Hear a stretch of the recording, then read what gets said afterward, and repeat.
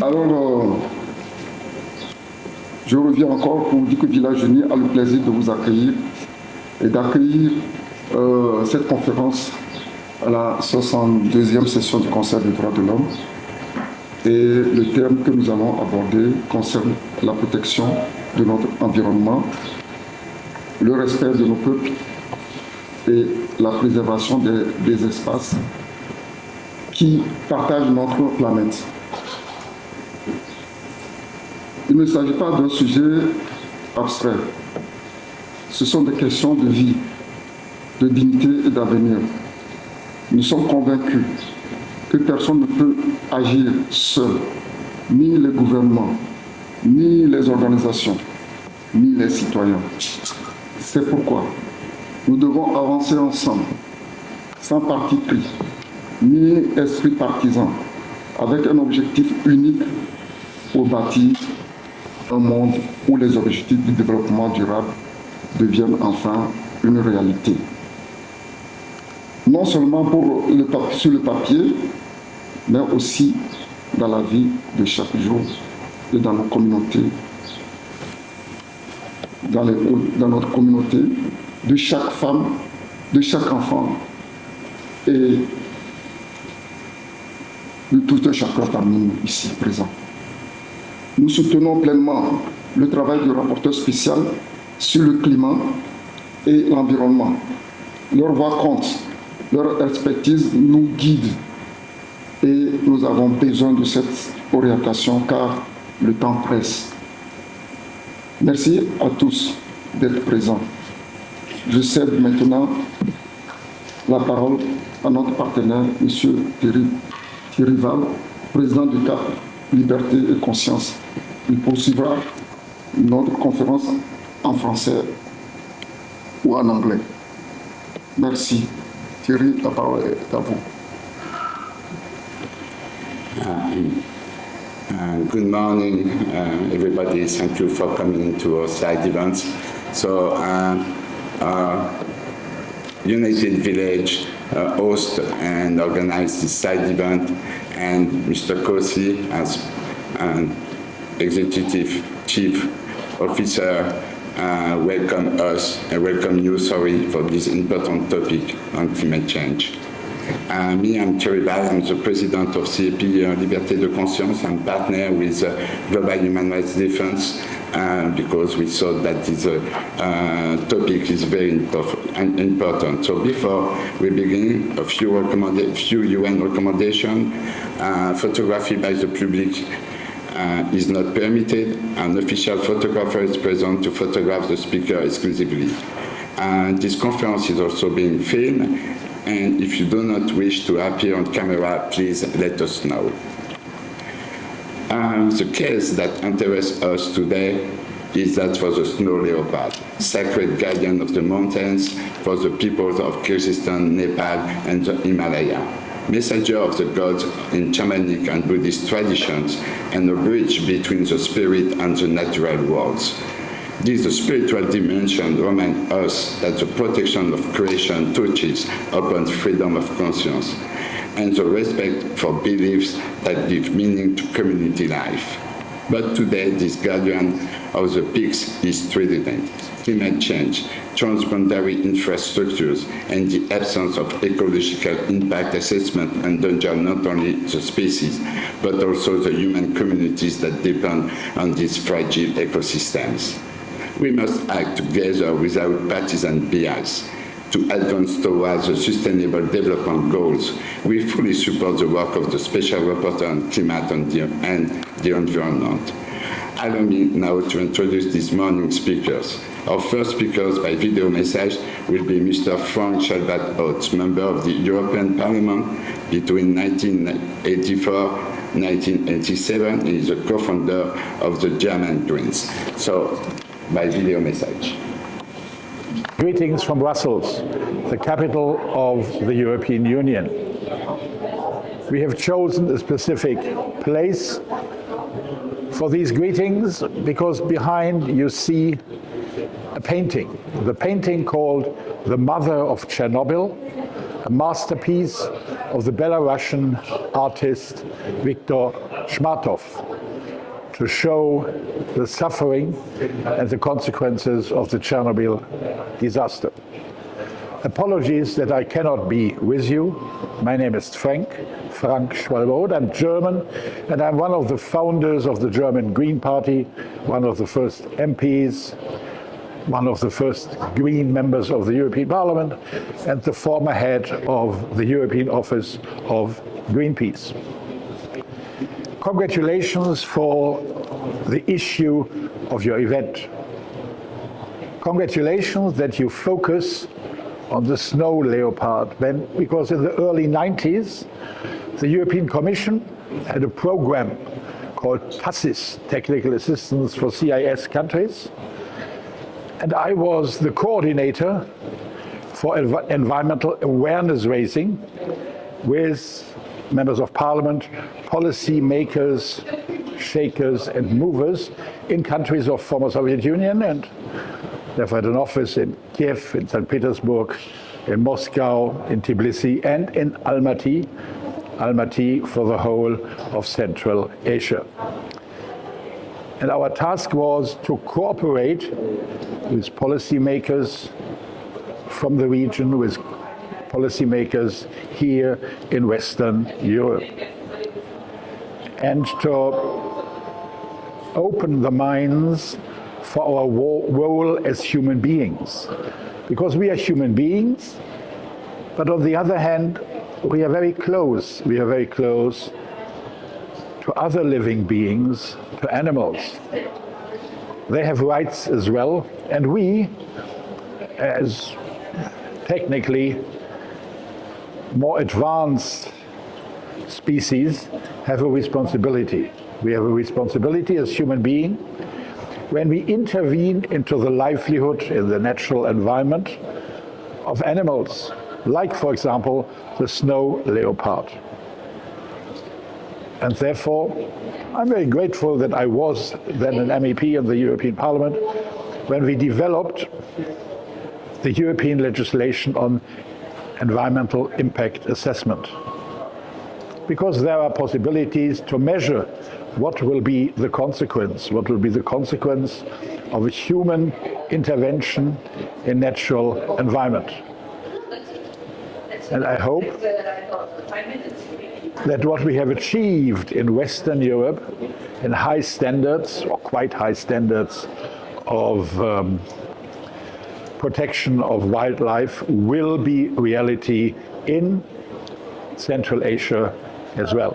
And therefore I hope that the norms, the international norms on environment impact assessment will be a guiding principle for those transport projects which are touching Central Asia and especially Kyrgyzstan. Good luck, and a fruitful and vivid discussion and exchange of views on this issue.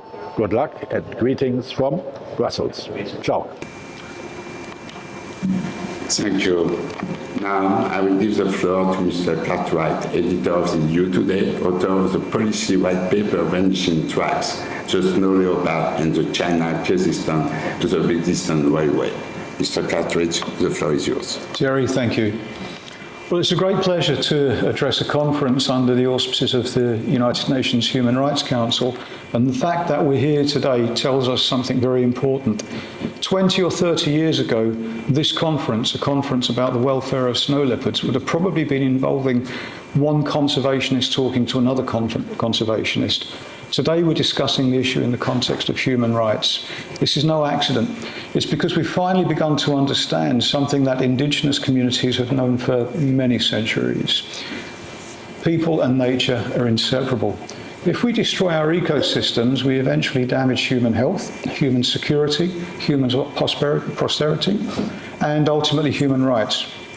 So I'd like to thank the Human Rights Council for recognising that protecting wildlife isn't simply about saving animals. It's about protecting the environment upon which all of us depend. Today we're focusing on one extraordinary animal, the snow leopard.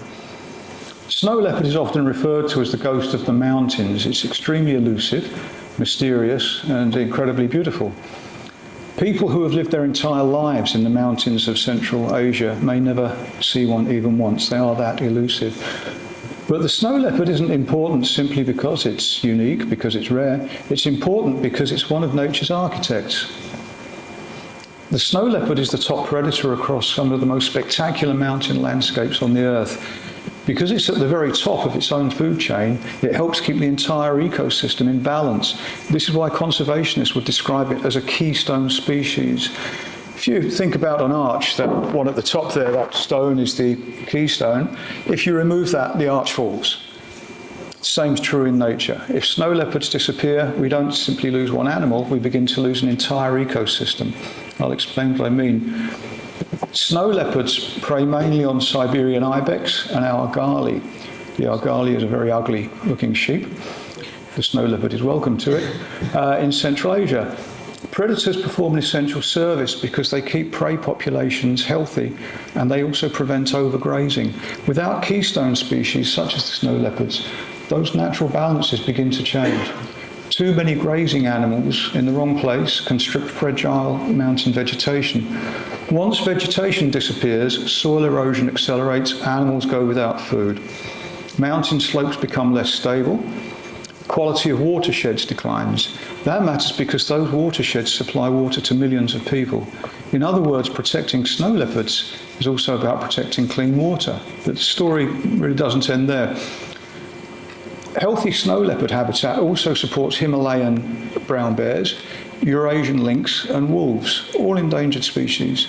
If one major predator disappears, the balance between the remaining predators can change quite radically.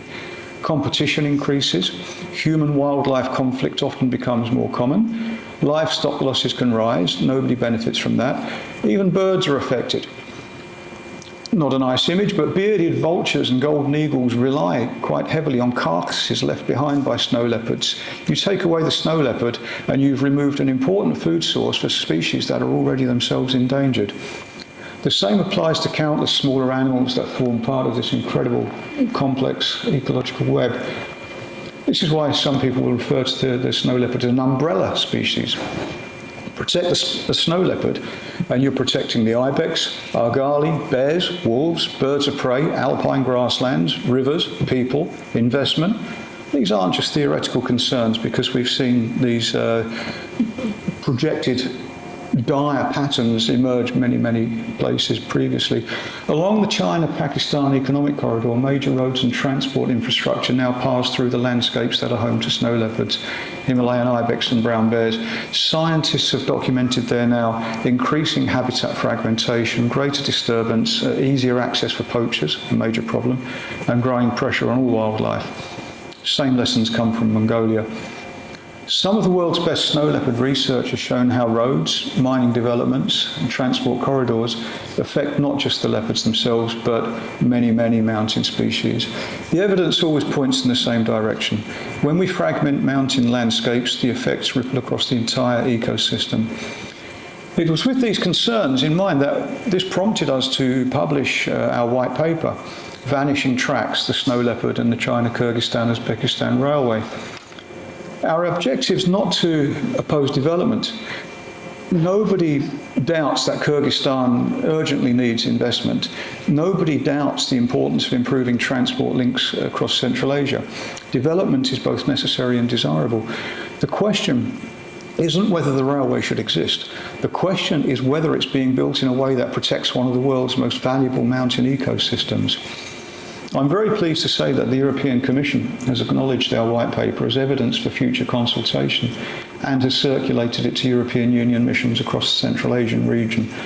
We're also pleased to report that the prominent British animal rights campaigner, a TV personality, Michaela Strachan, has acknowledged our work. She may not be known to everybody, she's a household name in Britain. I contacted her after a recent trip to cover the plight of the snow leopard in Uzbekistan for the BBC, and she sends us her support for this particular campaign. This is very encouraging actually because it means the issues are now part of a much wider international conversation. One concern in particular deserves much closer attention. For a project this size and of environmental significance, there appears to be no comprehensive environmental impact assessment for the Kyrgyz section of the railway that has been publicly made available. If such an assessment exists, it's not been made readily accessible for independent scientific scrutiny or for meaningful public discussion. This matters. It appears to be that the assessment is being hidden from public gaze. We can only speculate as to why that may be. Environmental impact assessments aren't simply paperwork. They're one of the most important tools that we have for avoiding environmental mistakes before they happen. They force governments and developers to ask difficult questions. How will wildlife continue to move across the landscape? Will migration routes remain open? Can breeding populations stay connected? Will access roads increase poaching? The list is a very, very long one. The Human Rights Council has now recognised that environmental protection is no longer just an environmental issue, it is a human rights issue. Communities have the right to environmental information, the right to participate in decisions that affect their surroundings. Future generations have a right to inherit a planet that is still capable of sustaining life.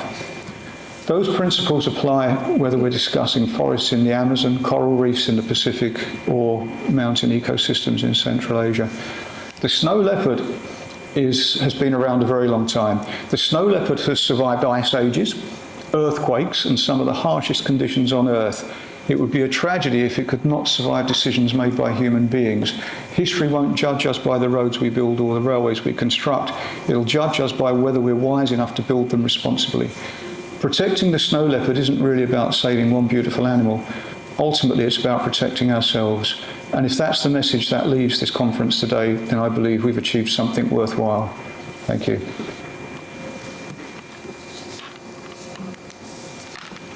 Thank you. So now I will give the floor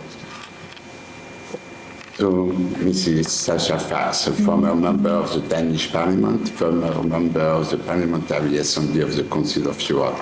So the floor is yours.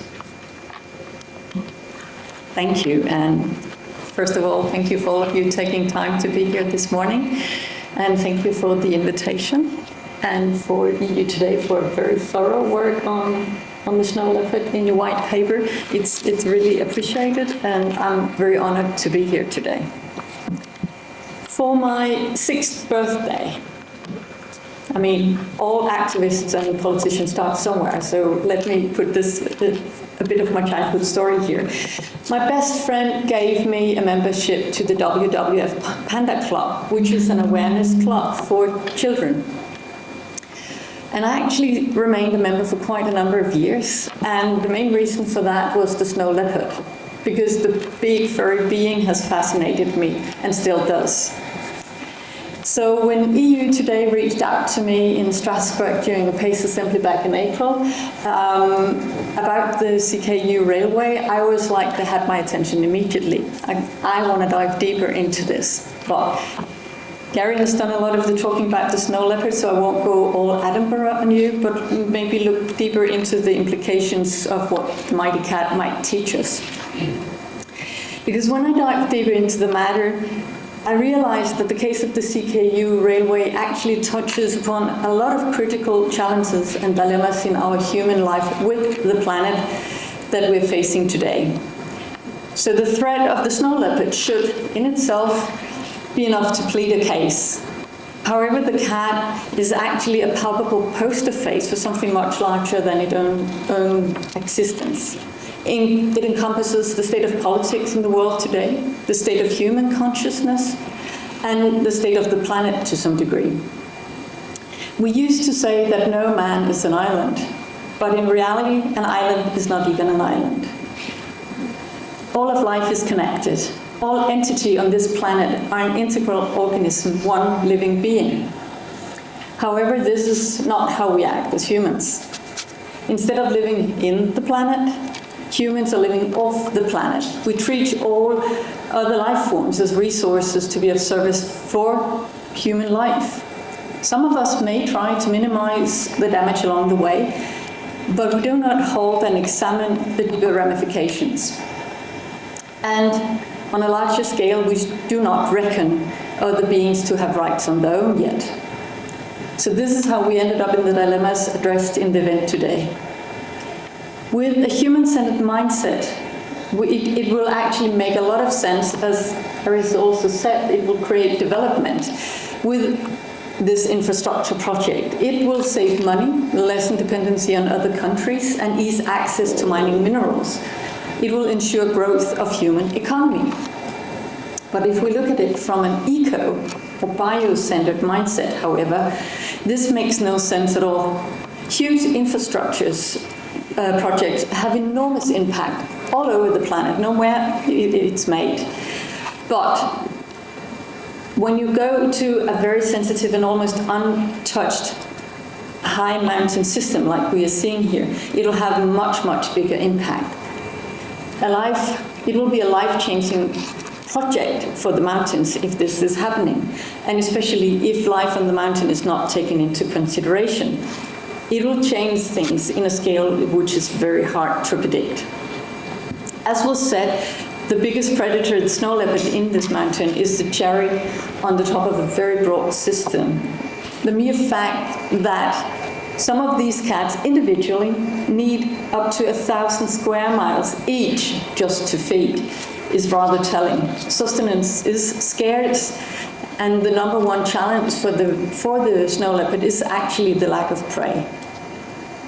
And when nature changes, prey animals may disappear.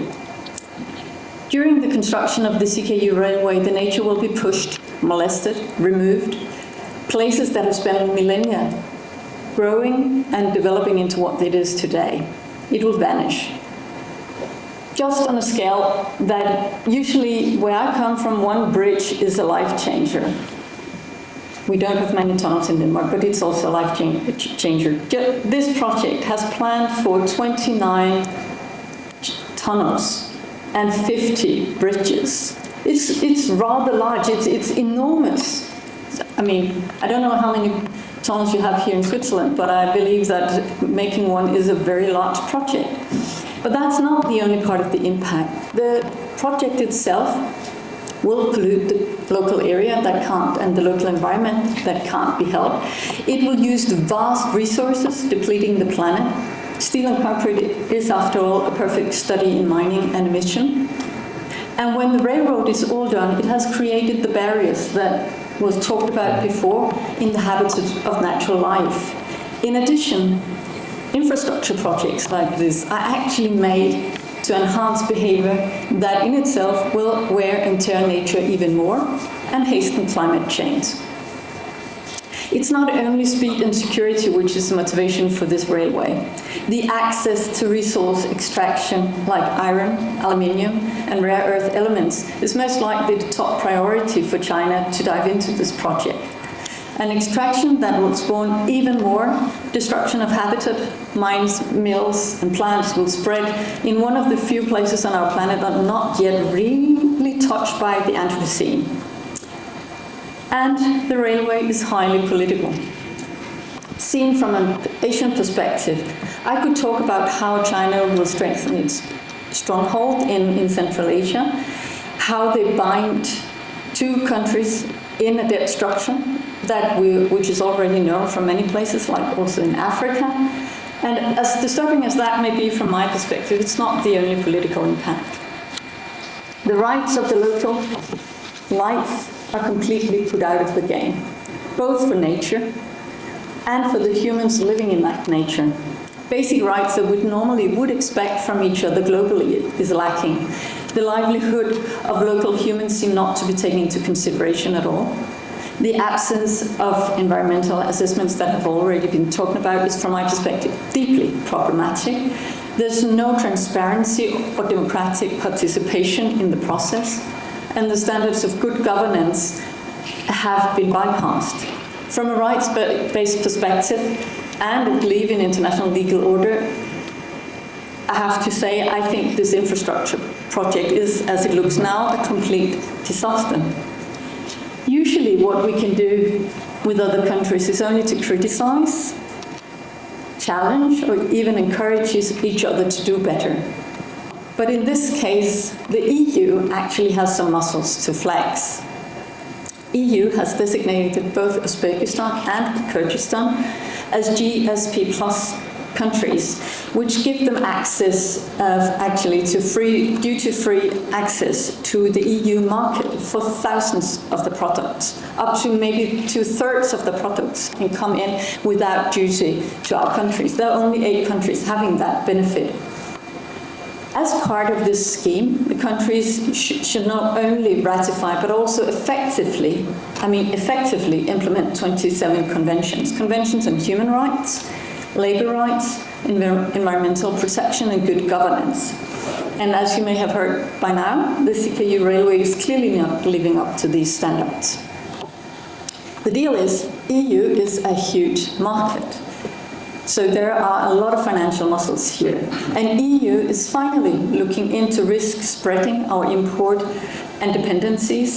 And therefore, it can become rather lucrative for growing economies to be one of those few countries chosen with these trade benefits that the GSP Plus gives them. So this gives EU leverage. I've heard that they have recognized it, but I've not heard that they've acted on it. But in my opinion, EU ought to use this position and act immediately. If we don't act, it will actually be not only be an indirect greenwashing of the railway, it will also be a signal that the requirements we set up in our trade agreements are not hard standards. If it can be bent in such a manner, like the big project like this, where will it be bent next? And if we don't respond, we will actually undermine the whole GSP Plus scheme for ourselves in EU. And how would other countries not see that they can do the same in their countries globally? And when we undermine it, it will also mean how can we as countries rely on what comes from these countries, live up to the standards we actually think they do. So, from my perspective, the EU cannot afford neither politically nor ethically not to act on this. So the implications on the CKU railway is global, and therefore I also think EU needs to take that action from a global perspective, because it destroys ecosystems that cannot be rebuilt, it undermines human rights, and it challenges trade agreements on a larger scale. And as I began out, this clearly shows us how a human-centered mindset has failed life in total, how interests and mindsets are bumping up against each other in our world today. The CKU railway, for me, becomes a representation of the idea about that the planet are just building blocks for human life and not for a life on its own. It's human interest versus wholeness. And these opposites are seen through the whole process, and where you can see economy versus sustainability, you can see trade benefits versus convention, continue the list. So the protection of the snow leopard is not separate from the rights of humans, because we are all codependent. And we need to fill that gap, not only with action, but also with convention, recognizing nature's own rights in its own self, and establish ecocide as an international crime. My hope is that this railway and the endangering of the silvery feline, which is so beautiful, can become an eye-opener and a collective teaching, that it'll start shifting our mindset.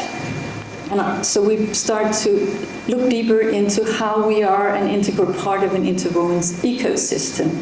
And that will see the need for political action and act. Thank you for your attention. Thank you.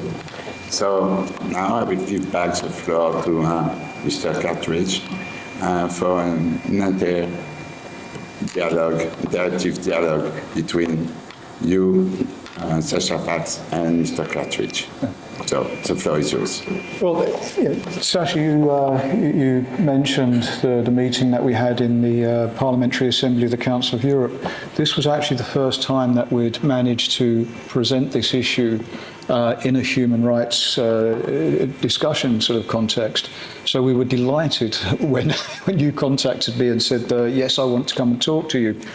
The fact that we're here now, I think, proves the fact that we are establishing in Europe that this is a human rights issue, and this is the forum that this issue should be discussed in. Of course, there are other factors which we have mentioned previously, because there are many, many criticisms of this GSP plus status which you mentioned. So it's kind of trade preferences, and the European Commission,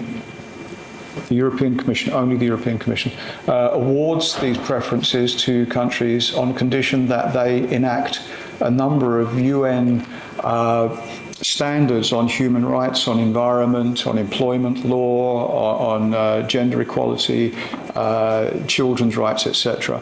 And only on the implementation of these, adoption and implementation of these standards, can GSP plus status be granted. Neither Pakistan nor Kyrgyzstan has met even a fraction of those standards, but is still receiving money. That's taxpayers' money, that's our money. We even tracked money going to Pakistan given by the European Commission in an educational fund, which was going to madrasas. This is where terrorists are trained. Most of the leadership of the Taliban go through Pakistani madrasas. I confronted the Commission, and they admitted, and they said that we have no control over how the money's spent. Maybe you might want to take that little thought home with you. Kyrgyzstan is not a wealthy nation, but it's certainly not one of the poorest of nations.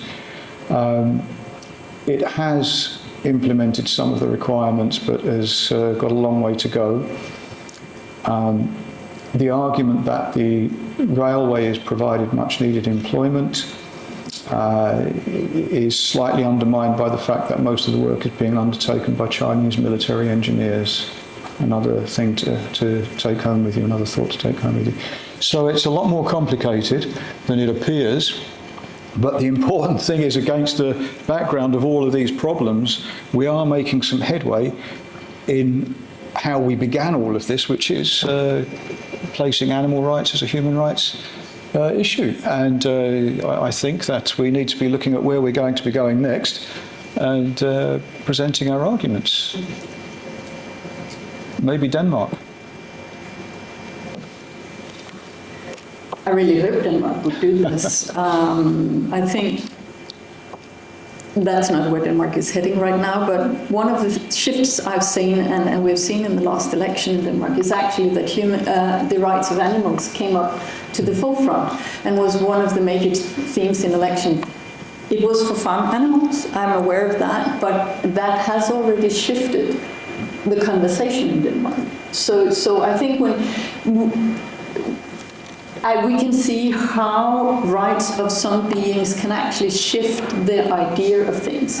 And that's also why I think that having the snow leopard, as I said, as the poster face, because it is beautiful. And it's hard not to actually feel attracted to this being. I think it in itself can represent an eye-opener and maybe be a gateway to something even bigger. I do sincerely hope that we ensure the life of these snow leopards by all means, but I also think that it can actually be that door opener to a larger place of us starting to see how we are not separate from animal life, especially as most of us actually feed from animal life, we eat it, but we also see how it creates our natural environment around us. And the large predators is actually a very good example of this. In Denmark, we haven't had wolves for centuries, but it has come back. And we have an issue with that, like at many other places in the EU, where we're starting to hunt it. But one of the ramifications for not having wolves in Denmark is we have enormous amounts of deer that is now controlled by hunting, but not sufficiently. That has changed the ecosystem, so it may seem like benign in some way, but the most dangerous animal in Denmark is the tick. This small little tiny thing. It's just like the head of a needle.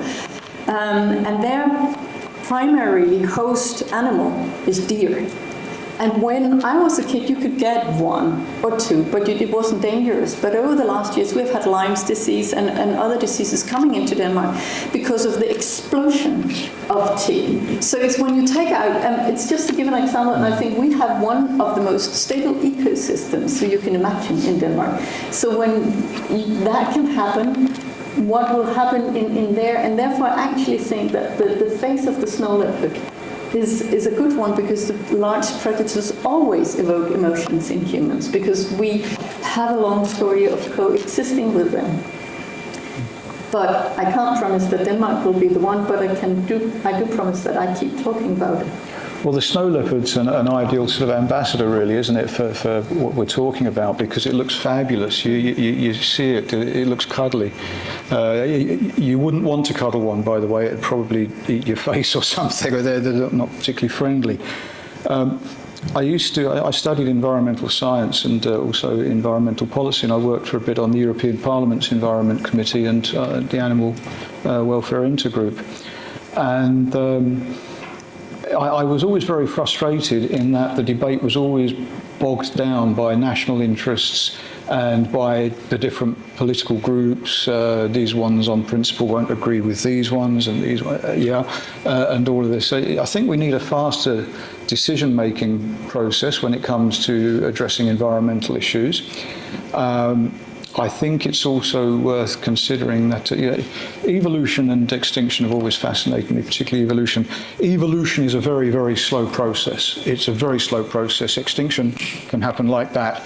That's something that's worth emphasizing, I think. When it's gone, it's gone.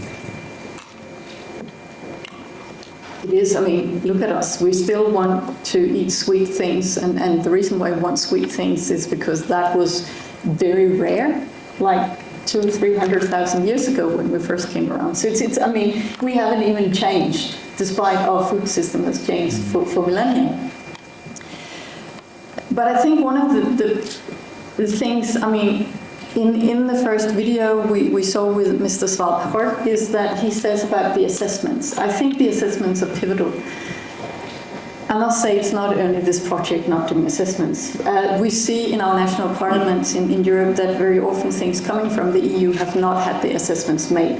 So it is a structure, but we're not living up to that standard itself. That would be, I mean, a minimum thing from my perspective. But as I also said, in the end, I do actually believe we need to look at a rights-based approach for all life. And also that recognizing ecocide as a crime against humanity, because it's not only a crime against the planet, it also impacts us hugely. And it can look in many different ways, but if we start with these two, I think we will come down to see that it's harder to do these projects without taking it into consideration. So I'm seeing it both in a very practical way, and of course it should be implemented. But assessments in the projects and the rights here, I think it will be easier to work what is in between it, where you find economy, decision-making, politics, and so forth. But I think we needed that phase of the Snow Leopard. I think that it can push things. Actually, Kossi, do you have anything to add on that? Okay.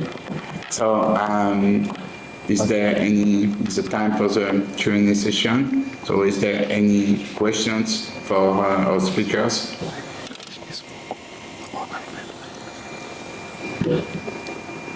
There's one down there. Yes?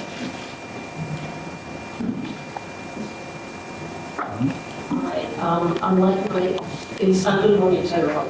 Estonian colleague, I actually didn't find the name tag, so I am representing European Union here. And as first I was going to thank you for being happy for not being bashed, which, I mean, that is the role that is often assigned to the European Union, and we're used to that, but it came to also criticism, so thank you also for that. And I just, yes, wanted to appreciate also the positive examples that you gave on our impact and the practical and concrete tools that you suggested, such as using the GSP plus approach. And I would like to assure you that we aim at all the countries where GSP plus and GSP is applied. We do thoroughly follow the implementation. It is indeed not perfect. I mean, the implementation in the countries concerned, but we do continuously talk to the government, talk to the local authorities, and raise these issues and follow also the implementation cells that have been set up there to then follow exactly, you mentioned 27 conventions. Now the new GSP Plus resolution is going to, sorry, not resolution, GSP Plus regulations starting to be applied, or actually it comes into force next year with the period of grace for implementation.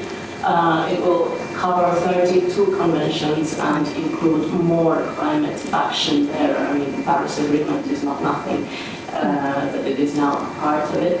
Also, I'd like to just raise some of the other policy tools, such as the biodiversity strategy, where we use also our international partnerships to make sure that the conservation efforts are implemented abroad there to respect the nature and the people, and putting the one environment approach, as well as our one of the latest approach, One Health approach, which also puts the health of humans and health of animals as part of one ecosystem, which was the first entry point for this conversation. This morning you used the example of Snow Leopard, but that's by far not the only example. And the idea there is to sort of drop the silo approach and think of one whole planet where we live, that we need to preserve for whoever comes after us, our children or our future. Okay, thank you very much. Sorry, before I switch up my mic, I will indeed convey the concerns that I heard here. I will convey also to the colleagues in respect to the mention. Happy to exchange information. On this particular, actually this is the second white paper that the Commission has accepted from us for consultations on GSP Plus in the future, the first one being on Pakistan last year. With the current one that we're discussing, the Snow Leopard one, I was very pleased actually when the white paper was acknowledged, and I was then informed that it had been distributed to the EU missions throughout Central Asia. So the European Commission is not always the easiest organisation to communicate with. You can communicate to them, but it's backwards. But I have to say, on this occasion, on both white papers, they were very quick to respond, and they were very positive, and so that was very encouraging. Yeah. So first of all, thank you. And what you say about seeing the planet as a whole is really sweet music in my ears. And I really like that more conventions are being put into. So I'm curious, will the Convention on Biological Diversity also be part of those 32? And when I was talking about the assessments, I don't know how it's done with other countries. I spoke from a national parliamentary perspective, and I'm a deep fan of EU, but also I also want it to be better. That's actually from where I was speaking. That matters a lot to us. And I'm curious because I know that these GPS Plus are given for a number of years, but can it be withdrawn within that time frame? Do you know that? So there were two questions, sorry. Technically, yes. Practically, it is indeed difficult. I think, and I will not name the country here now publicly, I think it has happened, I mean, to my knowledge, it has happened only once. For various reasons. It is a rigid process, indeed. So yeah, technically yes, but it does take a long time.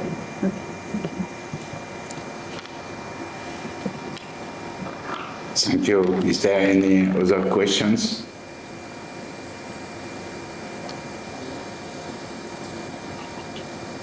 Okay, so I will go back to my speakers for final words you want to give, 1 minute each, if you want to give a conclusion. Yes, Gary? Just to repeat, really, I think this is very encouraging that we're here. When I applied for this conference, I thought it was kind of 50-50 whether we would get this, because although we tried to present appropriately as a human rights issue, it is obviously primarily an animal welfare issue, and one which involves international relations and one which involves a big business engineering project. So I was absolutely thrilled when we were given permission for this one. And I am always very critical of institutions as a journalist. That's kind of my job, I suppose. But here the UN Human Rights Council has really got it right. I'm very, very pleased. And I'm pleased to see such a good turnout here as well. Thank you all for coming along. Thank you very much. Thank you. And also my appreciation for you coming here today. I do sincerely, as I said, have a hope that this is the beginning of something larger than what we are discussing, and also a way to spread across and break down the silos, as was said from the room before, because we do need to see wholeness as an approach. It is the core, not only of the planet, but also of how we are as beings. We are community beings. We can't live on our own as humans, and not only as a single human. Humans need humans, but humans also need the planet, and the planet needs the humans. So humans are not bad, seen from my perspective, but we need to find our place in the world. And having worked with environmental issues since my childhood, I am actually happy that, and I share your happiness about this, that we can actually address it here today and see it as an integral part of human rights, that what nature is. We have done a lot to our nature, but there's still time, so I'll leave this room hopeful. Thank you. So I give back the floor to Mr. Kossi, as the organization that organized this side event, and I want to again thank United Village for the organization of the side event, and the dialogue that occurred during the side event in EU. And I want to reassure you, we are not doing any EU bashing, we are just looking for where there is room to improve. And this is our main concern and purpose, not the bashing, but just to find a place where we can put dialogues. So, Mr. Kossi, the final word is for you. La conclusion est pour toi. Bon, je vais revenir en français puisque nous habitons à Genève. Je veux bien parler l'anglais, mais j'insiste à ce que la langue française aussi soit quand même impliquée dans ce débat. Et comme je l'ai dit avant, je pense que Thierry va peut-être qu'il va interpréter. Je dis qu'il faut bâtir un monde. Aujourd'hui, le temps presse. Nous devons bâtir un monde où les objectifs de développement durable deviendront enfin une réalité. Non seulement sur le papier, mais aussi dans chaque vie, communauté, de chaque femme, de chaque enfant, de chaque homme. C'est très important que nous devons nous battre pour la planète. Les animaux qui sont menacés, il faut faire un effort autour de nous.